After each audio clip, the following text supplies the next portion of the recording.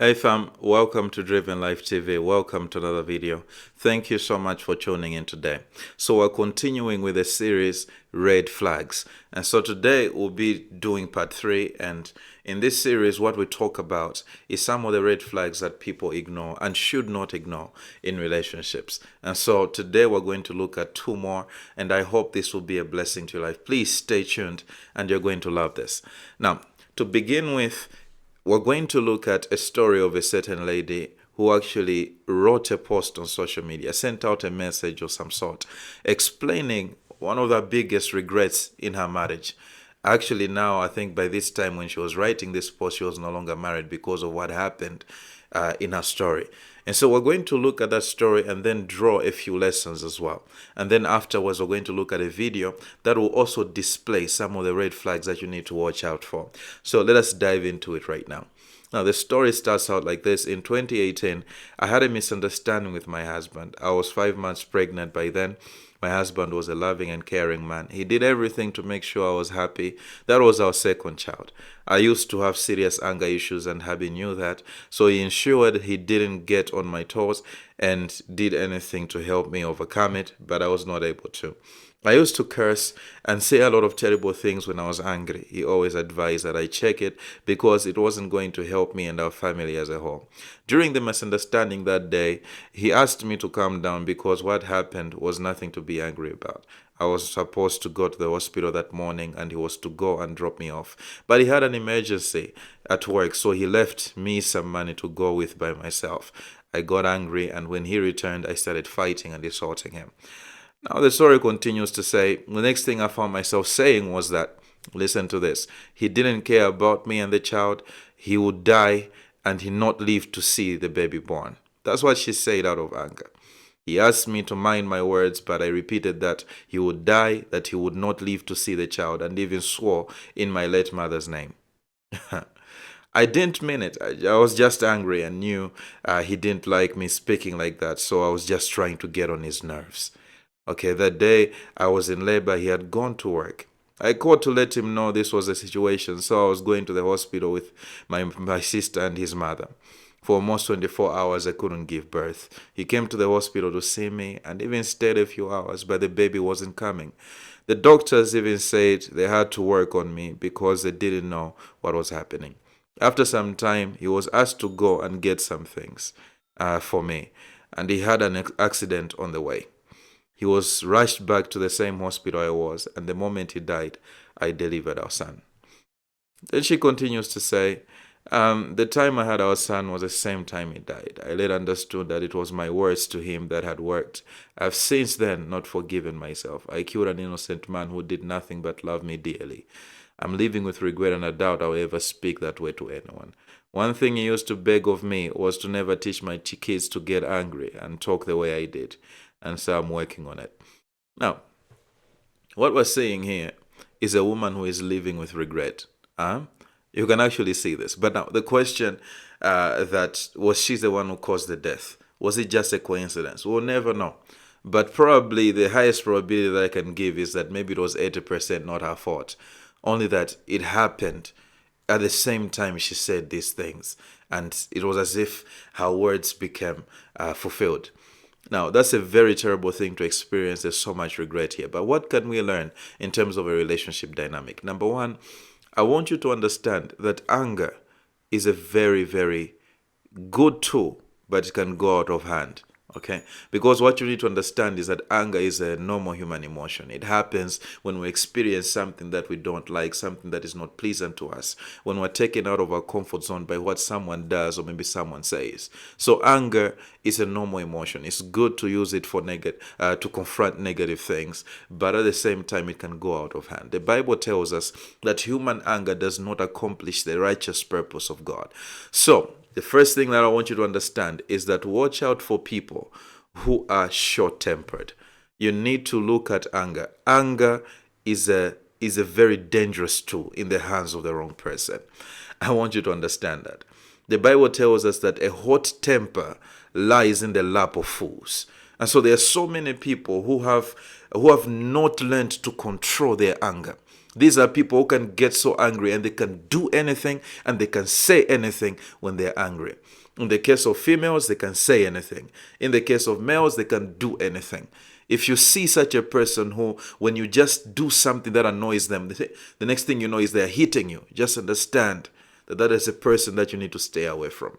If you see a female who, when she gets angry, she can say anything under the sun, and you wonder to say, is it the same person? Just understand that that may not be something that you should be signing up for. Because anger can cause you so much pain. Anger can cause you so much regret. Anger can even cause your home to become a prison because you are with someone who is just nurturing that beast. Every time they're angry, they just let loose. When you see that, a lack of self-control in their emotion, please, it's a massive red flag. I want you to understand that. The second thing that I want you to take note here is the ability to do evil. Okay, I want you to understand me here.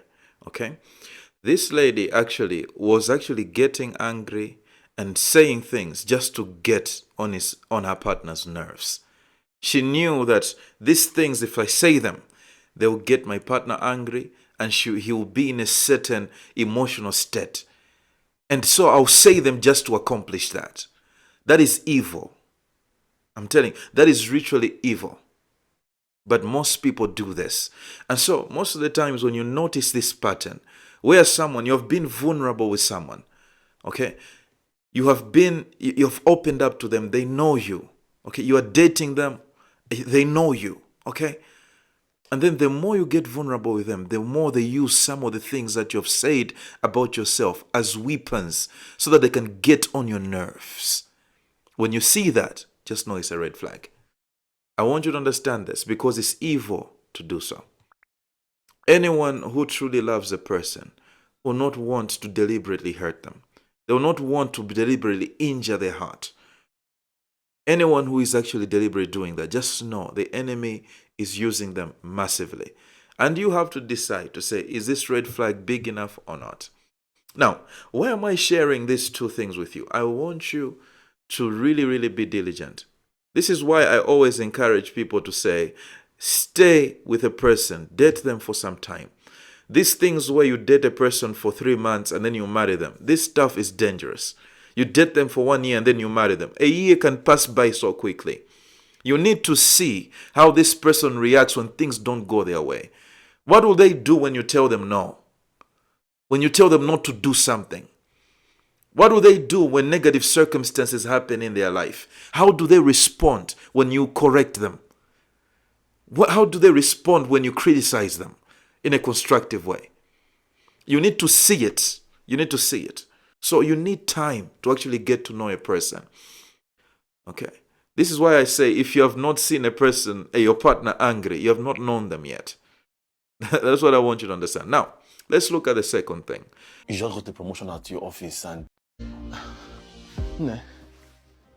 How come you did not tell me that you just got a promotion at your office and they even doubled your salary? Who told you that? Ogi just told me that you got promoted to the post of MD and your salary was even doubled. Ogi and her big mouth. Really silky. Is it true? Yes. I worked hard and I got promoted. That's good news. I'm so proud of you. Congratulations. That's good for us. So how much is the salary now? Excuse you? I know that your salary was 250,000 before, and since you've been promoted and it's been increased with allowances, that should be between 500 to 700,000 now. Huh? This one you're calculating my salary like this.